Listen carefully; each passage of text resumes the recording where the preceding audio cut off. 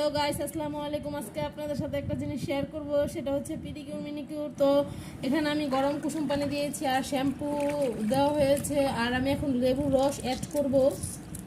এই যে লেবুর রস, তো সবার বাসায় এই লেবুর রস থাকে। তো আপনি আপনাদের বাচ্চাদের সবসময় এরকম করে সপ্তাহে একবার হলেও পিডিকিউর মিনিকিউর করবেন, তাহলে আপনার বাচ্চার পা থাকবে সফট, নরম আর সুন্দর মসৃণ। কারণ ওরা তো খেলাধুলা করে, বালিতে খেলাধুলা করে, তো ওদের পা অনেক ময়লা জমে যায়, তার জন্য পরিষ্কার করতে হবে।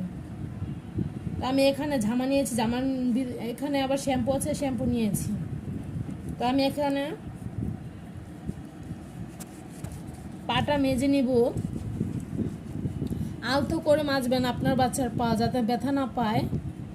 ওরা তো বাচ্চা মানুষ, তো আস্তে আস্তে করে করতে হবে।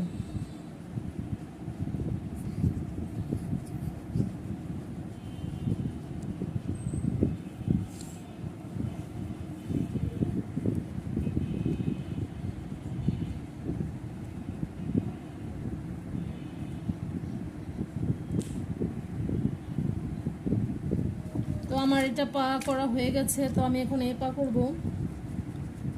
একইভাবে দুই পা আস্তে আস্তে আলতো করে ম্যাসাজ করবেন, যাতে আপনার বাচ্চা ব্যথা না পায়। ওপর দিয়ে একটু করবেন, যাতে এই ময়লাগুলো, উপরের ধুলাবালি অনেক দিন ধরে জমা আছে, তো তার সেগুলো উঠে যাবে। এভাবে আলতো করে ম্যাসাজ করবেন।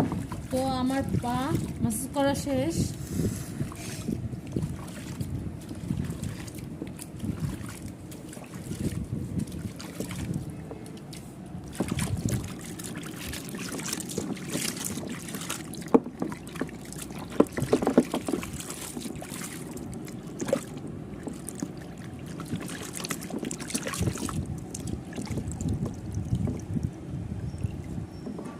তো আমি পা মুছে নিব।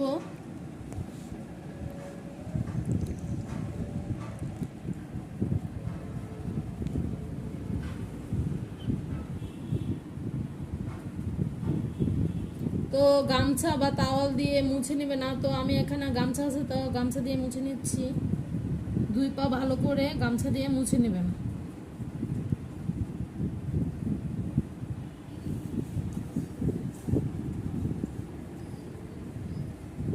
তো আমার পা মোছা শেষ। তো দেখতে পাচ্ছেন পা কত সুন্দর হয়েছে। তো আপনিও ট্রাই করে দেখবেন আপনার বাচ্চার পা এভাবে করতে, কারণ এভাবে করলে পায়ের এই যে দেখতে পাচ্ছেন কত সফট সফট হয়েছে আর কত সুন্দর পরিষ্কার ক্লিন হয়েছে।